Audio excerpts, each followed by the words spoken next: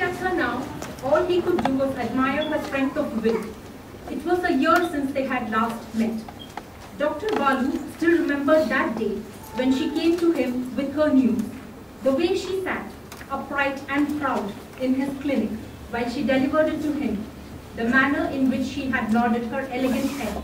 The way her children sat, huddled close to her, holding her hand while they went through the gruesome details of the disease and its treatment. She had looked brave and stoic then, but that was a year ago. Cancer, he knew, first killed your spirit, your sense of self, and then finally completed the task by devouring your body. I had never wanted anyone to know, she said. Nobody would have ever known if it hadn't been for Amy barging into my room while I was changing. It was she who noticed the lump. Are you scared? He asked now. Not much, she replied. It's just that after Sean died, I have decided that when my time comes, there will be no hospitals, no ventilators, none of that nonsense. That I will die in my home, wearing my clothes and not some ridiculous hospital gown. The past year has been terrible, Balu. The painkillers, the rounds of chemo, the horrible mess. You know how it is. Her voice trembled, and Dr. Balu reached across the table for her hand. Just look at me, doctor. There is nothing left now. I feel sick and drained and squeezed out. Right now, I dread the visits the most, the ones that are about to happen anytime soon. All my friends who will come, look at me and see not Helen D'Souza, their beautiful friend, but a worn-out, sad little excuse of a woman.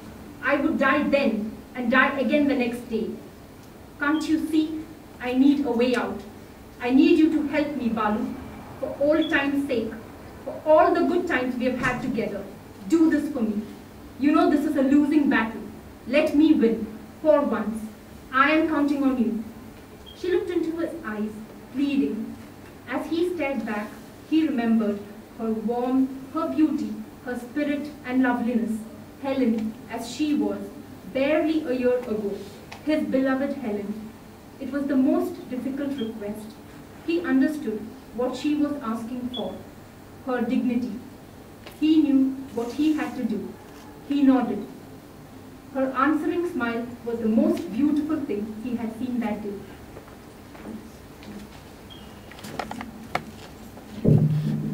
Dr. Balu dropped into his chair after a hectic meeting.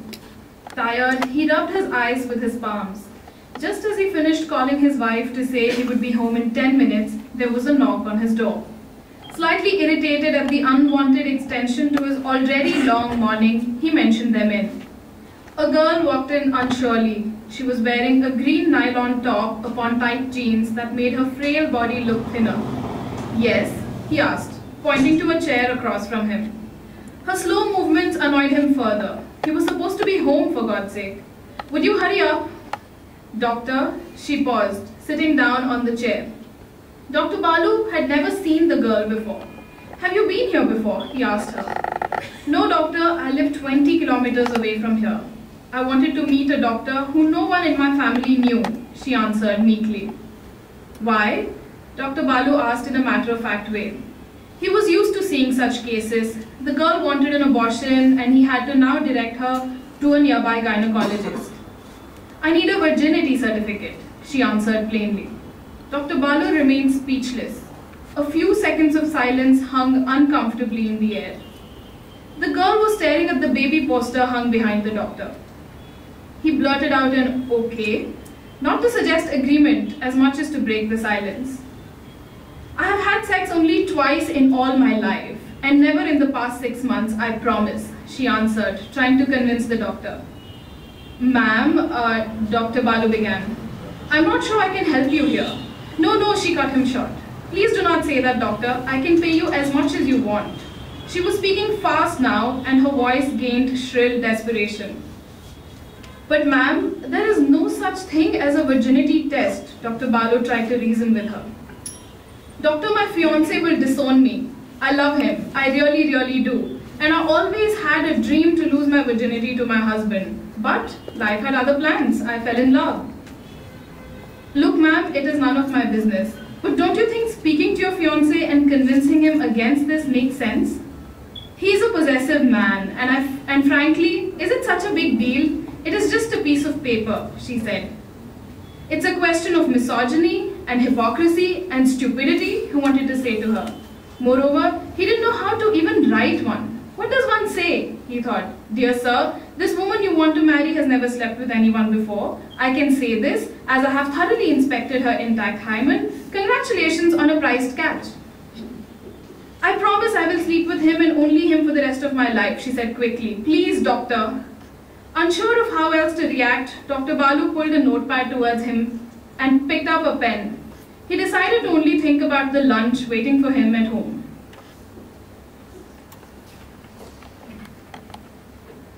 It's very normal, you see, Dr. Balu explained to the mother. Some loss of appetite is to be expected. After all, he has other interests. So many things in his head, vying for his attention, no, Raja? He winked at the young patient who was seated on the small raised bed in the clinic and buttoning his shirt. Balu, said somebody at the door. The doctor looked up into the tired eyes of Hargopal. Urgent, Hargopal said, and left as swiftly as he showed up. Dr. Balu suddenly became stiff. He got up and patted the boy. You'll be all right, nothing to worry. He briskly walked to the door and looked outside at the row of patients waiting for him at the reception area. He made his way to the rear entrance of the building that housed his clinic in a converted garage. The familiar white tempo traveler, with his window curtains pulled across, was standing close to the compound wall. Hargopal was nowhere in sight. The tempo traveler door slid open as soon as he approached it. He was pulled in by Hargopal, and the door slid shut quickly. All clear, crackled a walkie-talkie. Dr. Balu understood that Shanmugam Street was now under surveillance. He looked around. Apart from Benny the driver, there were 3 other men. Gadar, Hargopal, and another man in his 40s he did not recognize. That man was sleeping on the seat with a heavy woolen blanket over him. Vijay Kumar, whispered Hargopal in the doctor's ears. Dr. Balu remembered Vijay very well. Vijay Kumar was a Maoist from the Students' Union at Osmania University during his college days. He was now the president of the People's War Group in the Telangana region. Hargopal had talked about him last month while discussing politics at Osmania University. Hargopal was a professor and department head of Indian history at the university. Gadar removed the blanket to expose a heavily bandaged arm. Hargopal switched on a powerful search lantern onto the patient.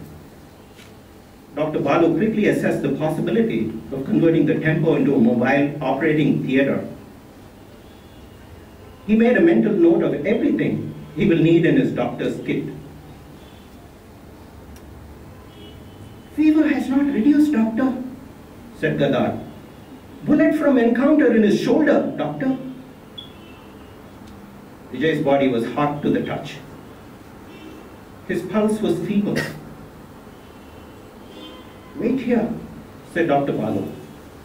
He left to get his kit. He called aside Grace, the receptionist. I have an emergency house call. He never liked these visits. These people were dangerous criminals. The Naxalites posed the greatest internal security threat to the country. He has had numerous conversations regarding this conflict of interest with his brother-in-law, Hargopal. Help them out of humanitarian concern, that's all, Hargopal would say. The boy, or maybe it is more fitting to call him a man, looked nothing special. He was characteristically teenage-looking and had this entire air of rebellion and a very flippant attitude about whatever he had come here for. And he was surely under the influence of something. Disheveled hair, torn jeans, punk-like shirt, acne-strewn face, droopy eyes, bloodshot. A long list of physical characteristics of this kind were frantically penned down by the qualified medicine man. The man was slouched in his seat, but presently he sat up and gave a lazy stretch. He parted his hair and looked into the doctor's eyes. "Hello, doctor," he said in a very faint whisper. Dr. Balu could barely hear him. "Hello, how can I help you on this fine day?" This one happened to be the last patient of the day. Hence, it was a great day for Dr. Balu, who had exhausted himself with the previous medical specimens that had sat in that same seat occupied by the boy, and asked for some of the strangest requests he, as a self-respecting doctor, had never in his wildest dreams expected in his career up until now. He prayed to the Almighty, whose picture hung on the wall above Raghu's head. "Please don't throw any more of these awkward requests at me. Please."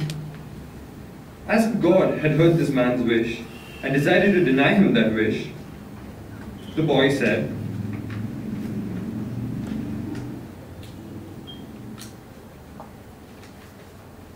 "Sir, I heard that you write prescriptions for certain medications," he whispered in that same uncertain tone. Dr. Balu could also not ignore the wink of the eye that went with the word medications. "Well, I'm sorry. You'll have to elaborate on what you mean by medications," said Dr. Balu, keeping up with the body gesture legend that was started by the patient. The patient gave a tiny hint of a smile. "I shall elaborate. I mean prescriptions for drugs like morphine and over-the-counter painkillers and stuff of that sort. A friend of mine said you'd done it for him, so will you do it for me?" Dr. Balu looked at the patient, who still had a smug smile on his face and was still talking in a whisper. His jaw dropped gradually during the patient's short intervention, and he gaped at the patient for a few seconds. He then grunted out a single word, "What?" The boy's smug smile and the piercing look did nothing to cover up the absolutely blasphemous nature of this request. "I am very sorry, but I will not be able to do any such thing," said Dr. Balu, without losing his mental balance. Just as he hurriedly began clearing his desk, he glanced at the man's face. He saw the same smug smile, but this time the eyes reflected deep contemplation. As much as Dr. Balu had started to like the young man, in whom he saw the student he was 10 years back. The young man suddenly pulled out his wallet and placed a 1,000-rupee note on the table. Dr. Balu was a steadfast man. "Well, with due respect, I think it's better you get out of here. I do not accept bribes. But I must say, I can't ignore your cheek to come and ask a doctor, that too on an appointment for a prescription." The patient got up abruptly, still wearing that smile. He continued to look into Dr. Balu's eyes. The doctor looked at him and just out of curiosity asked him, "What did you want me to write the prescription for?" The patient's eyes lit up and he said, "Morphine and Vicodin." Dr. Balu paused for a moment, and there was a lapse in time. Ruffling of paper and banknotes could be heard. The patient walked out of the clinic with a broad grin, and Dr. Balu sat in his seat.